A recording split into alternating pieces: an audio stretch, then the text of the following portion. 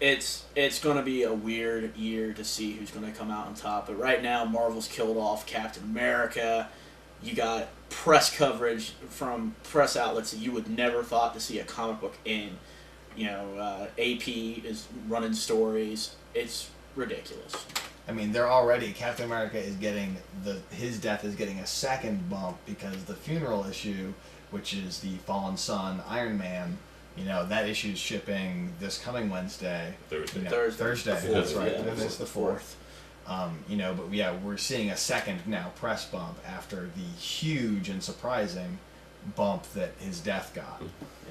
Yeah. And so you would say too that the DC books, they don't really have that kind of, Sinestro coming back and whooping on everyone's ass isn't exactly something the New York Times knows about or can care about, or the average man on the street, they're just like, Sinestro, who? He's got a French mustache and an eggplant head, it's... Stephen Colbert isn't covering it. Yeah, exactly. Stephen Colbert is not getting a Shield or a Sinestro ring. Which is a shame, because if anyone needs a Sinestro ring, it's Stephen Colbert. He does. He's an evil man.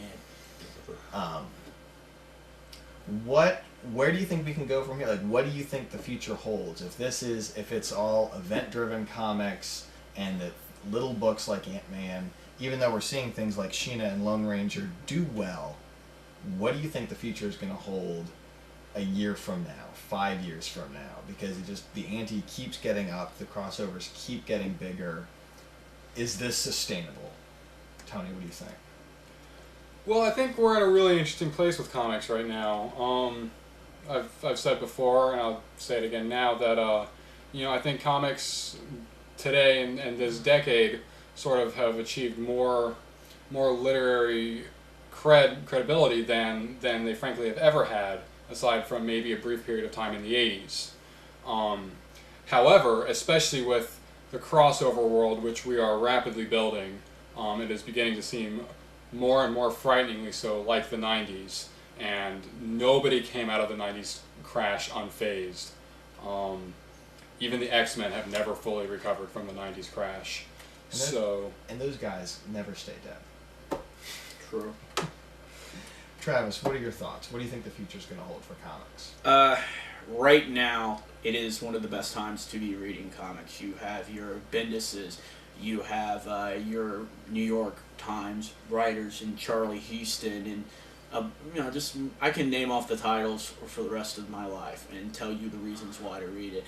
But as for the crash is going to come again. We're going to get another Clone Saga. We're going to get another extinction event for the X-Men. I mean, there's only, 199 of those guys left. They're going to just whack them all, Godfather style. If they don't look out where they're going across the street. Yeah, if you're walking across the street and you're a mutant, you're going to get hit. Use the lights. That's what they're there for. Yeah, the buttons. Steve, what are your thoughts? Well, comics are going to be just fine. Superhero comic books? That's another question. The sad thing is there really does not have to be this endless cycle of booms and busts. Now, during peak times when publishers like Marvel and DC should be doing more to diversify the marketplace. And the fact they don't is just ridiculous. Manga is going to be great. Literary comics are going to be great. What's the name of the new DC line? The Mix Line? The Mix Line. The Mix Line. I just read The Regrifters earlier this afternoon, and it's basically a fantagraphic books written for like 12, 13-year-old girls. Which is about perfect, really. I mean, it has the themes of manga. It's about romance, but not hearts and flowers. It's intended for like a sophisticated 12 or 13-year-old girl. It can be read by an adult. It's complete within itself. That's the future of comics. Things like that.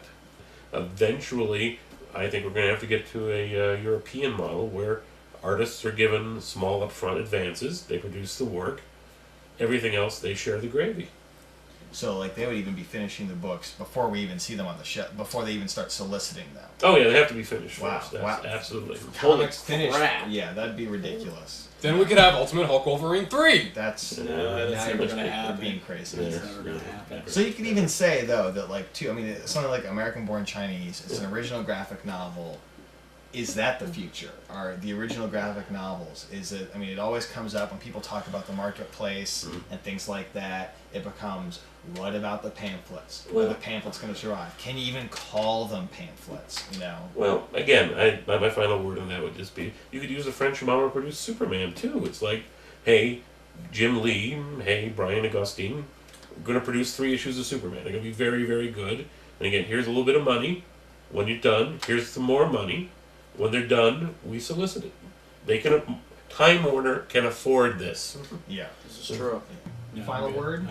Final word. Pamphlets, yes or no? Yes. Yes. Yes. Tony, There you pamphlets, yes or no?